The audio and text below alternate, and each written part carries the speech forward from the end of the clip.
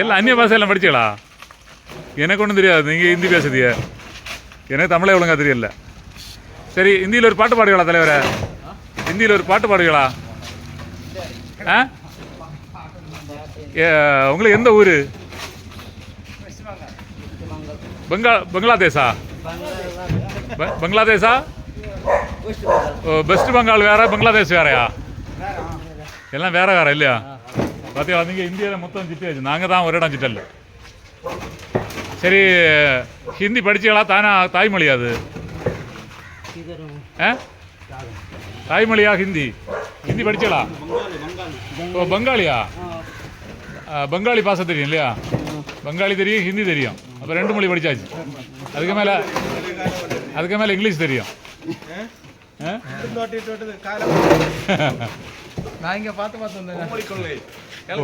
ஆ, சரி. அது அவையோட வேலை செய்து நிற்கிற நேரத்தில் கேட்டால் கொஞ்சம் மோசமாக இருக்கும்.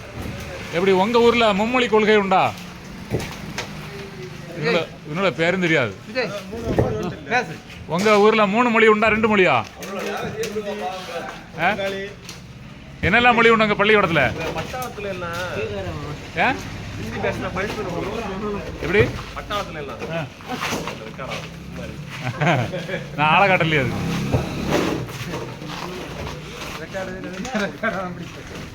சரி, என்ன செய்ய, நம்ம தமிழர்களெல்லாம் வேலை செய்ய மடித்து பங்காளிகளெல்லாம் நல்ல உழைப்பாளி ஆகியாச்சு. நம்ம தமிழர்களெல்லாம் வெளிநாட்டில் பிறந்து பாடுபடுவான், அங்கே செய்ய மாட்டான். ஊரில், நம்ம ஊரில் செய்ய மாட்டான்.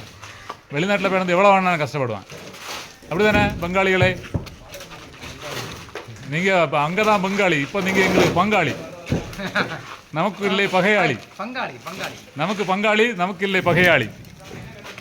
வீடாச்சர் பாட்டு எடுக்கலாம், ஒன்றும் சொல்லணும் இல்லையே.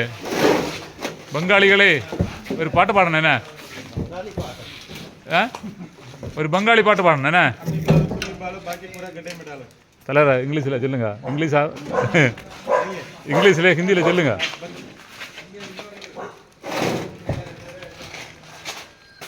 ஒன்றும் விட்டு சொல்லியானோ இல்லையே பங்காளிகள்? முடிஞ்சா வேலை செய்யணும் இல்லை? கெட்டிக்காரன் இல்லையா? தெரியாது. உங்களை காட்டலாமா? வேண்டாம், பார்த்தீங்களா? சரி, பார்ப்போம். சரி, எண்ணெய் எல்லாம் சரியா இருக்குமா பங்காளிகளே? எண்ணெய் சரியில்லைன்னா உங்களை தான் பிடிப்பேன் என்ன? சரி, இப்படி சொல்லுங்க. இப்படி சொல்லு. ஏய் மாஸ்டர், இப்படி சொல்லு. ஓகே.